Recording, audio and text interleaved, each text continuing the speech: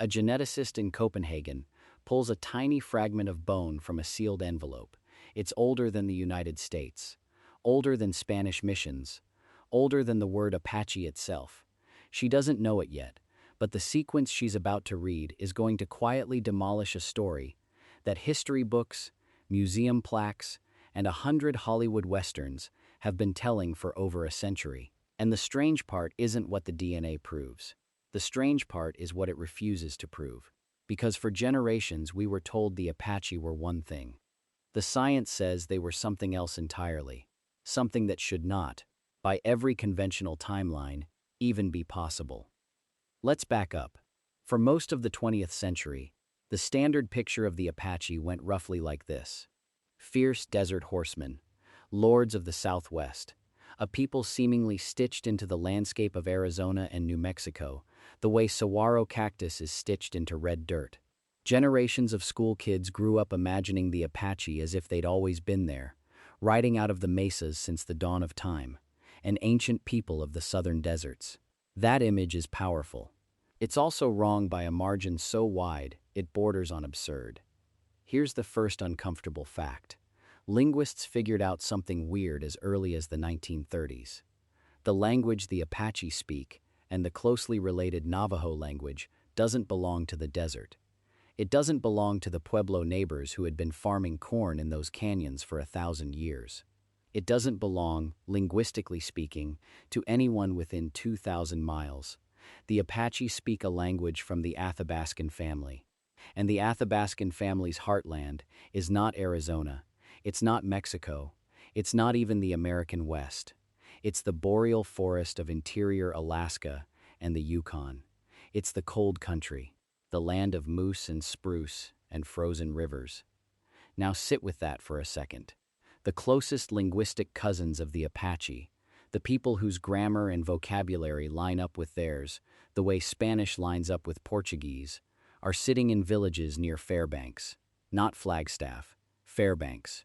People in parkas, ice fishing under Aurora, that's the family. The linguists handed this discovery to the anthropologists and said, "Here, explain that." And for decades, no one really could. There were theories, migration corridors, slow drift south down the eastern flank of the Rockies. But it was all guesswork, stitched together from oral history and a few scattered campsites. Nobody had the receipts. Then genetics walked in. The first hint came in the early 2000s, when researchers started looking at mitochondrial DNA, the genetic material we inherit through our mothers, in modern Navajo and Apache populations. They expected complexity. What they found was startlingly clean.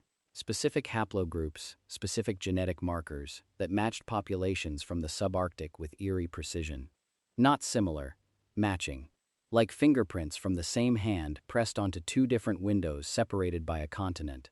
The mothers of the Apache, going back many generations, were carrying signatures from the far north. But mitochondrial DNA only tells you about the maternal line. To really crack this, you needed two more things.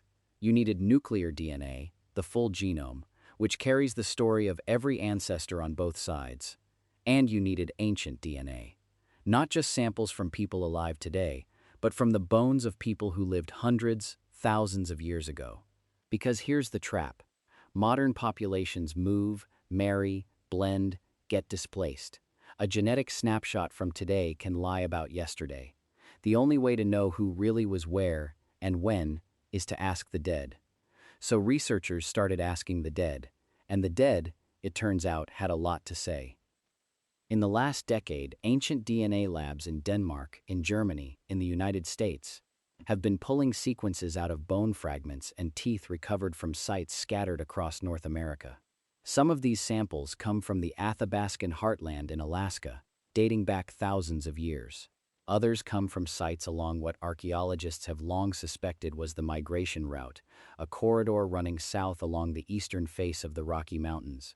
And still others come from the Southwest itself, from layers of earth that predate the Apache's arrival there, and from layers that come after. When you line up those sequences in order, something extraordinary happens. You can actually watch a migration in real time, written in the chemistry of bone. The northern signature, the Athabascan signal, appears in Alaska as far back as the data goes. It sits there, stable, for millennia. Then, somewhere around 1,000 to 1,200 years ago, it starts showing up further south, faintly at first, then unmistakably. By around the year 1400 or 1500 of our calendar, that signature is in the canyons of New Mexico. It arrives, it plants itself, and it stays. This is the moment the textbook picture cracks. Because the Apache, as a distinct people of the American Southwest, are not ancient there. By the standards of the region, they're new. They arrived around the same time the Renaissance was happening in Italy, around the same time Joan of Arc was burning. While European cathedrals were already centuries old, the ancestors of the Apache were still walking south, carrying their language, their stories, their particular way of moving through the world, from the edge of the Arctic into the heat of the Sonoran sun. Think about what that journey means. We're not talking about a quick relocation. We're talking about a movement that probably took generations, families, then their children, then their grandchildren, slowly threading southward through territory that already had inhabitants, through climates that shifted from frozen muskeg to high plains to canyon country. The Apache aren't a desert people who happen to share a few words with Alaskans. They are an Arctic people who became a desert people. The transformation, anthropologically speaking, is one of the most dramatic in the human record. A complete reinvention of how to live, what to eat, who to be, while keeping the language nearly intact. And here's where the story gets weirder. Because if you're going to migrate across a continent and reinvent your culture in a new biome, you would expect a lot of mixing along the way. You would expect the genome to pick up passengers. A grandmother from the plains here, a great-grandfather from a Pueblo village there. The DNA would start to look like a quilt of everywhere the migration passed through. It doesn't. This is the part that genuinely shocked researchers.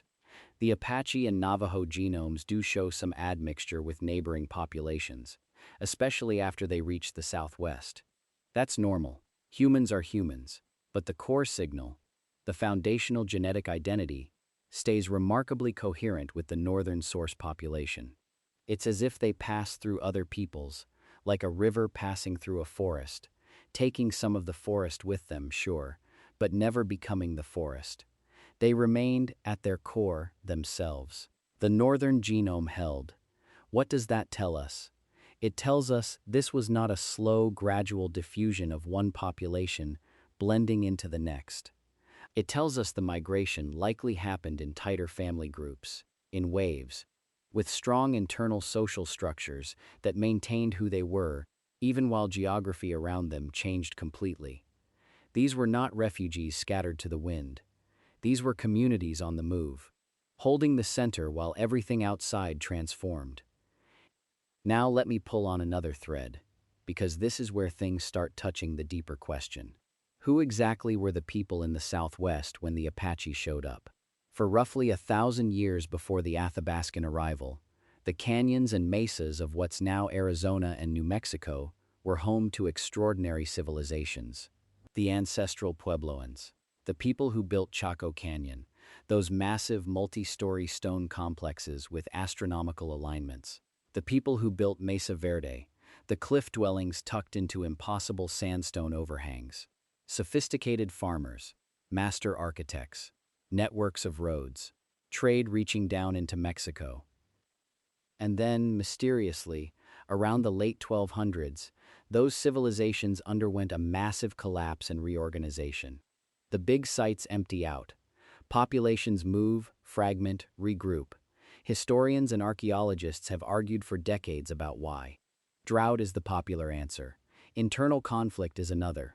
Disease, climate shift, soil depletion, take your pick. But here's a question that's only really come into focus with the new DNA work. What if the timing isn't a coincidence? Because if you look at the dates carefully, the arrival of the Athabascan ancestors of the Apache and Navajo into the Southwest overlaps, at least at the edges, with the breakdown of the great Puebloan centers. For a long time, the assumption was that the Apache and Navajo simply moved into a power vacuum, finding an emptier landscape than they would have a century earlier. But some researchers are now asking a more pointed question. Did the newcomers contribute to the disruption? Were they part of the pressure that pushed the old order to fall? The DNA can't answer that question directly.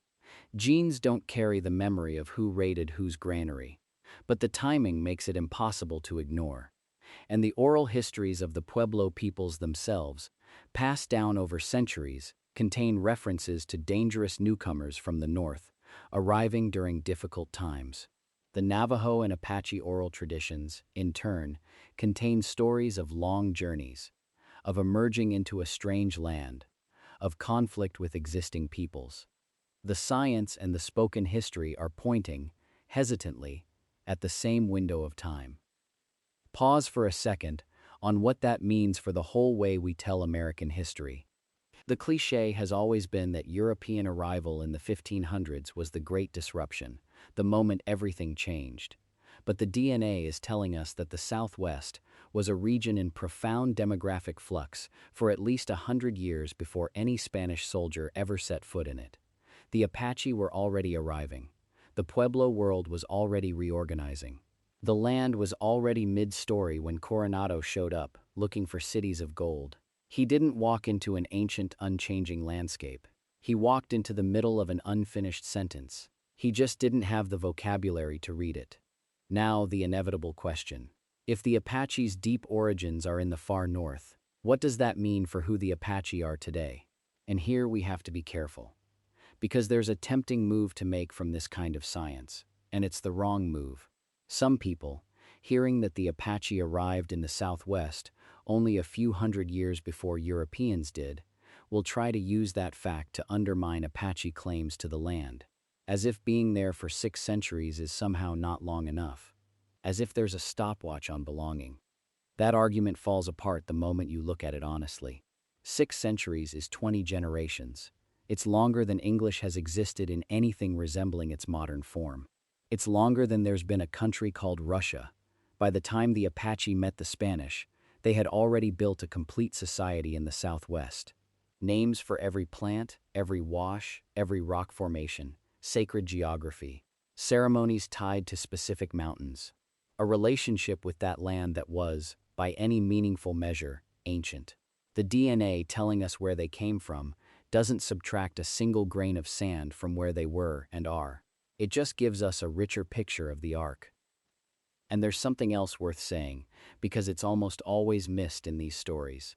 The genetic and linguistic continuity from the Arctic to the Southwest is not a story about ancestry getting frozen in amber.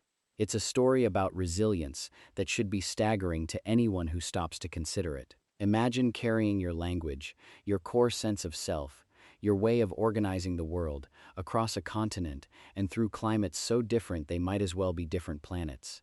Imagine doing it without writing, without books, without anything to fall back on except memory and the people walking next to you. Imagine handing it intact to the next generation, who hand it intact to the next, who hand it intact again, and again, and again, until a girl in Arizona today opens her mouth and what comes out is structurally the same language a child in Alaska might have been hearing 1,000 years before Columbus was born. That is not a small thing.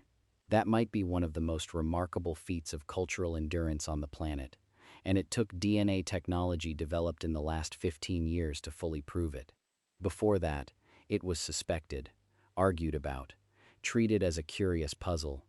Now it's documented in the molecules themselves. There's one more layer to this, and it might be the most unsettling for anyone who likes their history neat. The DNA evidence is forcing us to reconsider the entire concept of indigenous identity in North America as some fixed, ancient, immovable thing. The truth that's emerging from these labs is messier and more interesting. The Americas were never static.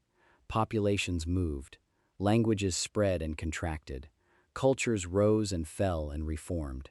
The image of pre-contact North America as some kind of timeless tableau, frozen until Europeans arrived to start the clock, is a fantasy. A condescending fantasy, really. It denies the indigenous peoples of this continent the same dynamic, changing, conflict-ridden, brilliant history that every other human population on Earth has had. The Apache story, the actual one written in their genome, is a perfect example. It's a story of long-distance migration, cultural transformation, encounters with other peoples, conflict and accommodation, reinvention. It's a story of people choosing, generation by generation, to remain themselves while everything around them changed. It's a human story, with all the texture and ambiguity that implies. Not a postcard, not a myth, not a frozen image. A story still being written. So let me leave you with the question that the DNA quietly puts in front of us. The question that I think makes this whole topic worth sitting with. If a people can carry their language, their identity, their soul, across a continent and through 6 centuries of dramatic upheaval, including violent contact with European empires, what does that say about the things we worry we might lose? About the things we think are fragile? About the kind of patient, stubborn human persistence that actually survives history? Because that's the real headline here, buried under the science. The Apache were never what we thought, in the sense that they were never a static people of the desert. They were always something more remarkable. They were people who walked across a continent without losing the thread. People who arrived somewhere new and built a complete world there, and whose descendants are still, in the 21st century, speaking a version of a language born in the Arctic, in the heat of the southern sun. If this kind of story is the sort of thing your brain chews on for hours afterward, I'd genuinely love to know which part stuck with you. Drop it in the comments, because the conversations under videos like this one tend to be more interesting than the videos themselves. And there's a lot more in this same vein. The Comanche origin story has its own equally strange genetic twist. The Cherokee history is being rewritten right now by ancient DNA work that very few people have heard about yet. Stick around if you want the next pieces of the puzzle, because we're going to pull on every one of these threads in the coming weeks. But for now, sit with this one. A girl in Fairbanks and a grandmother in Arizona, separated by 3,000 miles and 1,000 years, can still, if they sat across a table, find words they both recognize. Not many, but enough. Enough that the journey is still there, audible, in the air between them. The DNA just confirmed what their tongues already knew. The story was never lost. It was just waiting for the rest of us to catch up.